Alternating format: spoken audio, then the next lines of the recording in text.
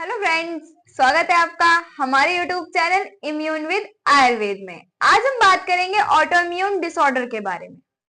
Ma'am, जैसे विटलिगो, IBS, RA, ये सब ऑटो इम्यून डिसऑर्डर में आता है। तो ऑटो इम्यून डिसऑर्डर है क्या और इसको आयुर्वेद में कैसे कंसिडर किया गया है? ऑटो इम्यून डिसऑर्डर वो डिसऑर्डर्स होते हैं जिस डिसीज के अकॉर्डिंग हमारी बॉडी प्रिपेयर नहीं होती और उनके खिलाफ लड़ नहीं पाती। That is called auto immune disorder. इसमें हमारे हेल्दी सेल्स ही डेड होने लग जाते हैं बॉडी के। एंड ये एक इसके कारण होता है क्योंकि हमारी बॉडी बहुत ज्यादा हाइपर एक्टिव हो जाती है। तो हाइपर एक्टिव होने के कारण हमारे हेल्दी सेल्स ही मरने लग जाते हैं और वो कन्वर्ट हो जाते हैं अनहेल्दी सेल्स में, जो कि हमें ऑटो इम्यून डिसऑर्डर्स देता है। Yes, it is considered in Ayurveda also, जिसको हम रोग प्रतिरोधक क्षमता कहते हैं, कि हमारी बॉडी में इतनी क्षमता नहीं होती कि वो रोगों के खिलाफ लड़ सके। इसके टू टाइप्स होते हैं in modern, that is inborn and adaptive. Inborn को आयुर्वेद के अंतर्गत सहज बल कहते हैं, जो बल हमारे जन्म से हमारे साथ हो, ऐसी इम्यूनिटी जो हमारे जन्म के साथ ही बन गई हो। सेकेंड आती है अडेप्टिव, जिसको हम कालज बल भी कहते हैं, कि हमने काल के अकॉर्डिंग, हमने टाइम के अकॉर्डिंग उसे अडेप्ट किया है। एंड थर्ड जो आयुर्वेद में आती है दैट इज युक्तिकृत बल। युक्तिकृत बल वो होता है जो हमने अपनी समझदारी से, हमने उसको अपनी बॉडी के अगेंस्ट तैयार किया हो, अपनी बॉडी को उतनी स्ट्रेंथ प्रोवाइड की हो, चाहे वो डाइट के थ्रू हो, चाहे वो हर्बल मेडिसिन के थ्रू हो।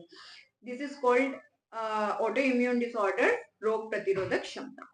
तो मैम, जैसे बच्चों में ये बच्चों में जब होता है तो उनकी क्वालिटी ऑफ लाइफ अफेक्ट करती है।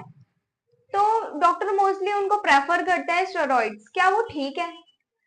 हम सबको पता है जो स्टेरॉइड्स है, हम सबको पता है जो स्टेरॉइड्स है वो सही नहीं है हमारी बॉडी के लिए। कहीं ना कहीं हमारी बॉडी पे एक नेगेटिव इफेक्ट डालता है, जो कि सही नहीं है। ऑलरेडी बच्चों की क्वालिटी ऑफ लाइफ इससे बहुत ज्यादा इफेक्ट होती है और स्टेरॉइड्स और ज्यादा बॉडी को नेगेटिव इफेक्ट देता है, तो बिल्कुल ही नो नो मेरे अकॉर्डिंग तो।